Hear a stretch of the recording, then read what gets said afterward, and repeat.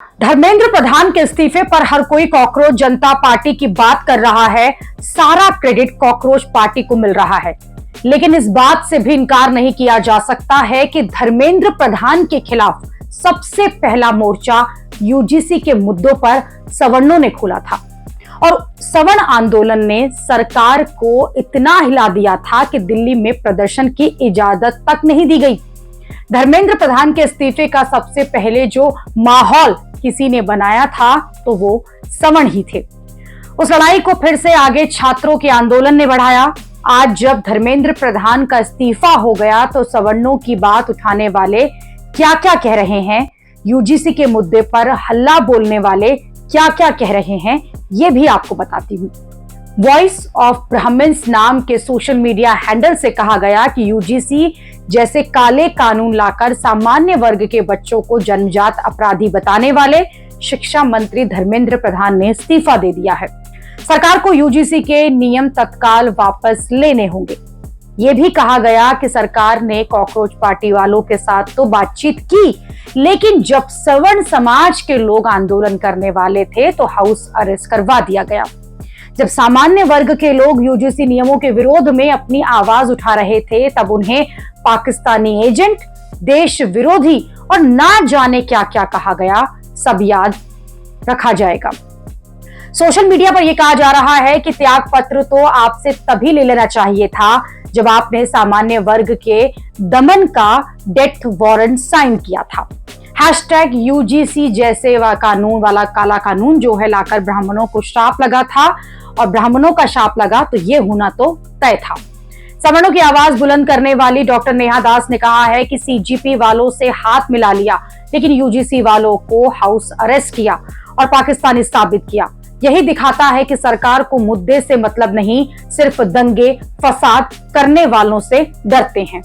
नेहा दास ने कहा कि ये याद रखिएगा कि धर्मेंद्र प्रधान के इस्तीफे की मांग सबसे पहले सामान्य वर्ग ने उठाई थी।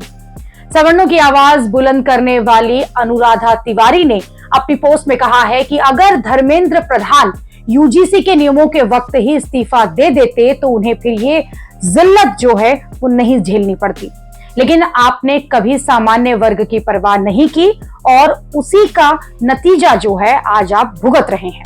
अनुराधा तिवारी ने कहा कि जंतर मंतर पर प्रोटेस्ट के दौरान कई युवाओं ने पीएम मोदी को खुलकर गाली दी, लेकिन इनके बीच में वो छात्र कहां हैं जो बीजेपी को सपोर्ट करते हैं।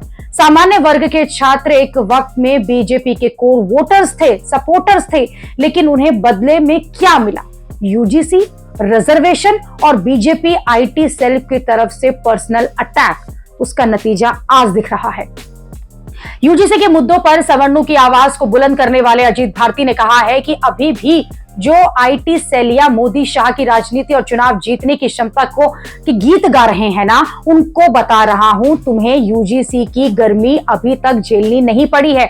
उत्तर प्रदेश का चुनाव आ रहा है और यही अकड़ बनी रही तो फिर तुम्हें 223 सीटें आ जाएं, वो भी बहुत होंगी। सवर्णों की आवाज को उठाने वाले पत्रकार शुभम शुक्ला ने कहा है कि पेपर लीक और आम आदमी पार्टी और कांग्रेस शासित राज्यों में भी हुए। फिर सवाल यह है कि इस्तीफा सिर्फ धर्मेंद्र प्रधान का क्यों?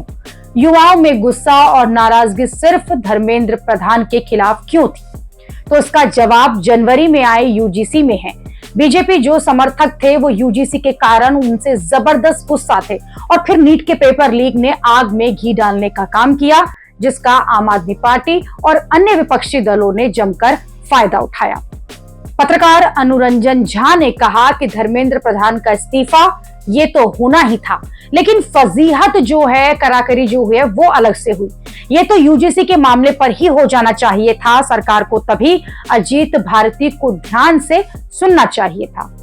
हालांकि सवर्णों के आंदोलन को लेकर कुछ लोग ये भी कह रहे हैं कि जिस भी विरोध प्रदर्शन में सड़क पर आम लोगों की सहभागिता होती है उसके सामने सरकारें झुकती हैं।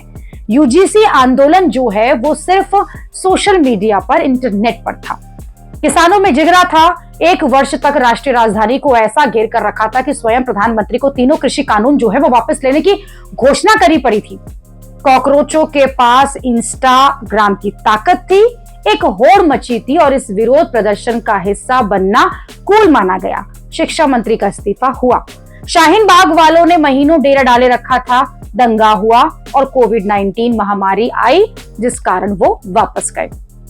वहीं यूजीसी को लेकर जो आक्रोश था उसमें सबने अपनी अपनी रोटियां सेकनी शुरू कर दी थी। सड़क पर अड़ने को कोई तैयार न था। एक आध दिनों का विरोध प्रदर्शन राजनीतिक दलों के शक्ति प्रदर्शन के लिए होते हैं, जन आंदोलनों के लिए नहीं।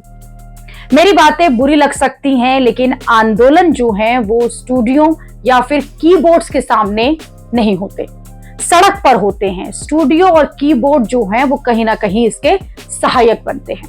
कुल मिलाकर धर्मेंद्र प्रधान के इस्तीफे से सवर्ण समाज ने कुछ राहत ली है, लेकिन इनकी लड़ाई जो है वो अभी खत्म नहीं हुई है, क्योंकि सरकार ने भी यूजीसी के नियमों को वापस अभी तक नहीं लिया है। सोशल मीडिया पर सवर्ण समाज की लड़ाई लड़ने वालों की सरकार से इस बात पर भी नाराजगी है कि जब सामान्य वर्ग गुस्से में था तब ना सरकार ने उन्हें विरोध प्रदर्शन करने दिया, ना ही धर्मेंद्र प्रधान का इस्तीफा लिया, लेकिन आज वही सरकार कॉकरोच पार्टी के सामने झुक गई।